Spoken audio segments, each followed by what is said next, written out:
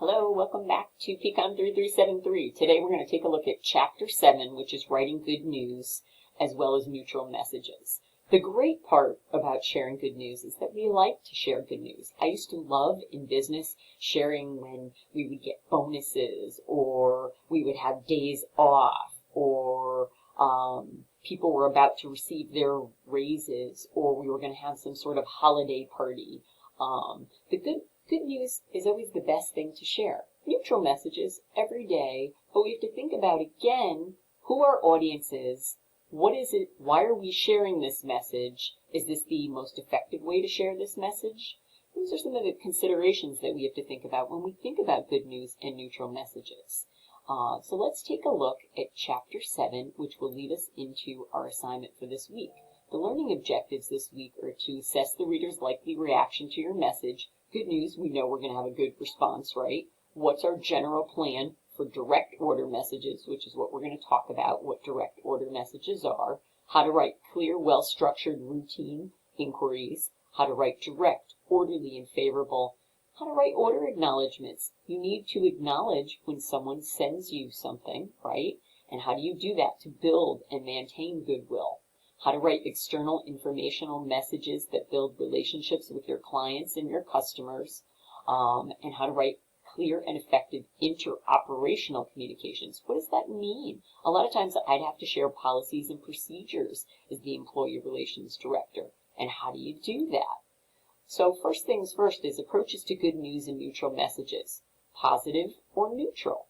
First thing for all of those messages is to be direct. And it could be, if you're asking for something, is that positive or neutral? Could be either, right? Complying with a request could be positive, could be neutral. Giving good news, we know it's a good thing. Acknowledging an order is probably more neutral as opposed to positive, or just neutral on its own. So here we have the general direct plan when we're responding to these messages. First, begin with your objective. Why are you sharing this information? What do you want people to do? What is your goal of sharing this message? Cover the remaining part of the objective. What is it that you're setting out to do? Why are you sharing this information? Most importantly, how do you end with goodwill? Now, neutral, it's not so hard. It's not like we're sharing a bad news message. And good news, we know people will want to receive that news for whatever it may be. So routine inquiries. These are going to be your daily email messages you get every day. You've already gotten some of those, right? I get those as a professor every day. So first, begin directly. Start by asking a specific question that sets up the message, or make a general request for information. Could be providing information and explanations. You need to include the necessary explanation.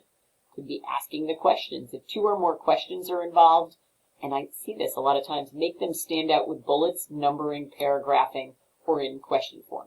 You heard me probably say the first class, my biggest pet peeve is when I have 3 questions and I send out an email, and then what happens is the person responds back and they only answer one of those bullet points or those questions, and I needed all 3 to move forward with my project. So how do we get around that? And how do we make sure that people answer all 3? Bullets, numbering, paragraphing, so in that way it's very clear and the message doesn't get all jumbled together. To end these messages, we want to end with goodwill. Conclude with goodwill, conclusion adapted to whatever the topic is. Now, asking the questions. So a lot of times people are going to, or you're going to have to reach out and ask questions. Make each question a separate sentence with a bullet. This is what I'm talking about for that example. Give each question a separate paragraph.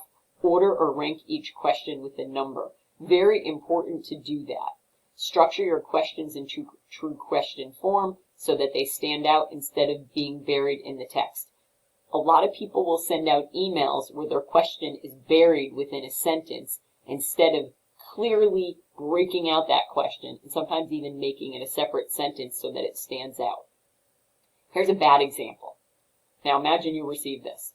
Mr. Piper, we saw the advertisement for 3,200 square feet of Riverdale office space that you posted a couple of weeks ago on LoopNet. Because we are interested, we would like additional information. Specifically, we would like to know the interior layout, annual cost, availability of transportation, length of lease agreement, escalation provisions, and any other information you think pertinent. If the information you give us is favorable, we will inspect the property. Please send your reply as soon as possible. Do you get where we're going when we look at this? No, I don't even understand what they're asking, because they've embedded in paragraph 2 all of their questions. They want to know what is the interior layout? What's the annual cost for this 3,200 square foot of Riverdale office space? What's the availability of transportation? We need each of those in a separate bullet point and a separate question. A lot of people do this in emails, and you can see if the information you give us is favorable, we will inspect the property. Okay, well, wait a minute. Did you even ask me questions? Please send your reply as soon as possible. There's not a specific date there, which is problematic, because then someone's going to say, well, they're obviously not in a rush, so I can go do some of my other pressing issues.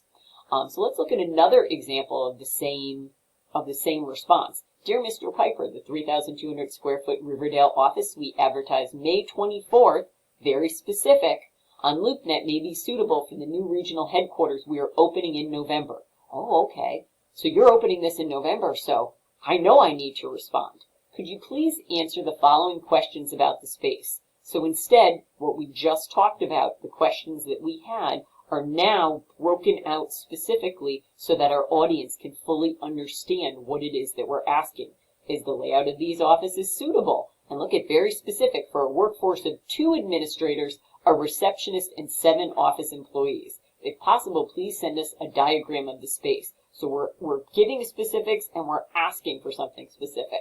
What are the dimensions of the office suites on the 1st and 2nd floors? What are the dimensions of the office suites? Oh, we say it twice here. We can take that out. And our housekeeping, maintenance, and utilities included. So very, very specific here. And it continues. What type of flooring and walls? Does the location provide easy access to mass transportation? What's the length of the lease agreement? What escalation provisions are included in the lease agreement? We look forward to learning about your property. Your response by April 1st will help us secure a space that meets our needs by April 30th. So you're giving them your specific deadline so that they know. Now, here you make the call. This is your opportunity to take a minute and to answer the questions via the link on the agenda. And this is, on the surface, it might seem as though the conclusion of the sample letter on the previous slide is self-serving. Okay, but how does the reader benefit by meeting the writer's deadline? So let's see if we can look at that again. Okay, where it says, we look forward to learning more about your property. Your response by April 1st will help us secure a space that meets our needs by April 30th. Is that self-serving? Or is there a benefit to saying that way? So take a minute, answer that question via the link for Chapter 7. All right, let's keep going, and let's look at favorable responses. Now, first is identify the message you are answering. Begin with an answer. Logically arrange your answers, skillfully handle the negatives, consider including extras, and close cordially. So what are we talking about here? Let's take a look. Here's a response scenario. In your email inbox, which you're going to answer the question, okay, in a couple minutes about. In your email inbox, you have an inquiry from a veterinarian, Dr. Motley, who wants to know more about WLI's ChemTreat paint. In response to an advertisement, this prospective customer asks a number of specific questions about ChemTreat. Foremost, she wants to know whether the paint is safe to use around the animals and their owners who visit the clinic. Finding the questions. Look for these questions in the inquiry letter. Is the paint safe? Do you have supporting evidence? Do you guarantee the results? Does the paint resist dirt and stains? How much does a gallon cost? Will one coat do the job? So think of those questions. You can go back to this. And let's look at the bad example. Okay. So the bad example is, Dear Dr. Motley. First, the subject is your inquiry of April 3rd, which is a very vague subject line, right? Dear Dr. Motley, I've received your April 3rd message in which you inquire about the availability of our ChemTreat paint. I want you to know that we appreciate your interest and will welcome your business. In response to your question about how many coats are needed to cover new surfaces, I regret to inform you that 2 are usually required.